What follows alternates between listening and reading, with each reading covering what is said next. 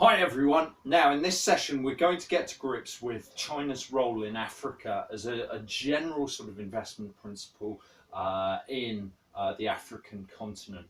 I would suggest after this lesson that you go away and have a look at one or possibly two economies in Africa where China is heavily involved.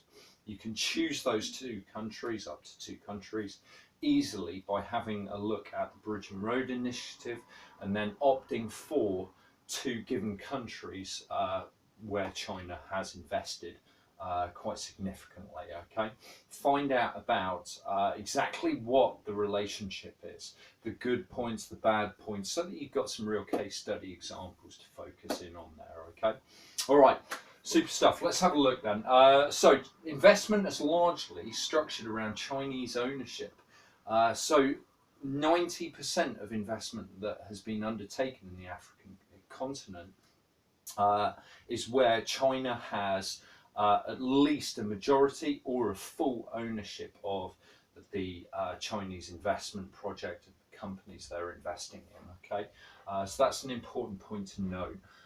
There's now over 10,000 Chinese firms in Africa as a total, and of course they employ lots of African people, but again lots of Chinese people as well who work for these Chinese companies.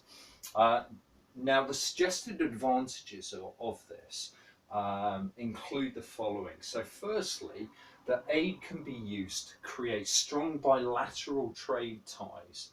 So the fact that one country generates investment from Africa can help to improve the relationship between China and those countries. And that can, of course, enable that African country to develop its export sector by exporting goods to China. Okay. Now, those trade ties can be taken further, and of course, trade agreements can be negotiated. Further to this, China has invested and provided loans to support infrastructure improvements in many African countries, and that's helping to improve the supply side of many of those economies. Okay, now what these countries can then do is take these two first points and generate political and economic strategy which embraces their new relationship with China and the infrastructure developments that have taken place so that they can really benefit in the longer term and climb the economic development ladder.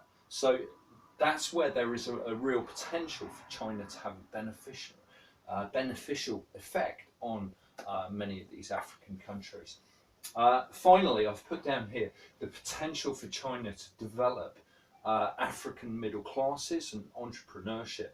So, given that we've got so many Chinese firms in Africa and a lot of investment taking place, it's then a clear question of what is really, really important is that China actually facilitates those human capital transfers that we see, or we have seen, that China has benefited from in its economic development.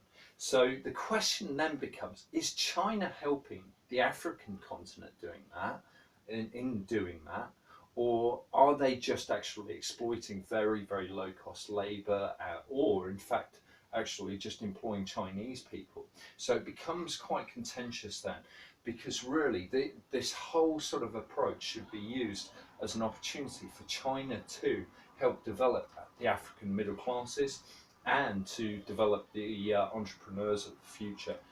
But if they're simply just moving more workers over from China to work for these Chinese firms, well, that's a problem because it means that skills aren't being developed. Okay, so it's a potential pro, but it can also be a downside if it's not taking place to the extent it should be.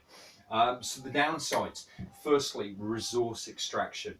A lot of these infrastructure improvements have been carried out on the condition that China can then extract certain amounts of resources, or even the whole lot of resources that are actually in certain areas. Okay, so that's an important insight that you need to be aware of.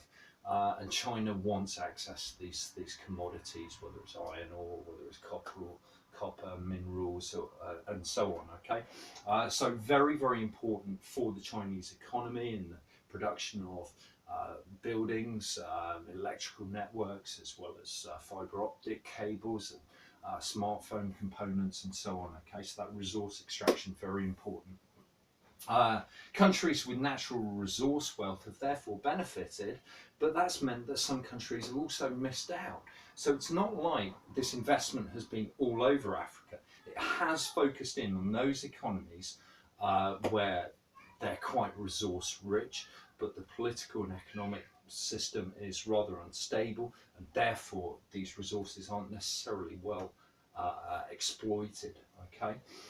There's also the inability of African countries to exploit their natural comparative advantages. I was just suggesting that, and to actually truly benefit from any bilateral trade with China. So it becomes contentious as to how well potential strategy can be implemented by these African economies. Of course, many sub-Saharan African economies are renowned for their poor political governance, and their corporate governance is also lacking. We saw various problems in relation to Mexico's development because of the lack of the state capacity there, and we see a similar sort of aspect here in many African economies. There's also the argument suggesting that this is a brand new form of economic colonisation, and that China is actually just exploiting the labour and the resource wealth that is abundant in many of these countries. Okay, so there's some great argumentative points that you can bring out on both sides of this argument. Okay, makes it quite a nice one to actually explore. As I said, have a look at one or two countries in Africa that have benefited from investment. There's a couple of other things that you can think about here as well, and that is that generally is China helping to bring stability to some of these countries? In some cases possibly, in some other cases possibly not. Okay, the likely success of China's policy will also policies here will also depend upon how politically strong many of these countries actually are. So that's an important point to note, that if there is further sort of instability, political instability, or even civil war, or these sorts of problems that often take place in Africa, then that's going to undermine this whole strategy in that country. Okay, so a number of different things to think about there. Final point is that one clear reason as well where China has benefited from this investment program in the African continent as a whole is how the African currencies depreciated against the renminbi in recent years. Okay, so that's something else to bear in mind. But overall, that's it. That's your broad brush strokes there. Okay, so go away, get your research done. Nice one. Thanks, guys.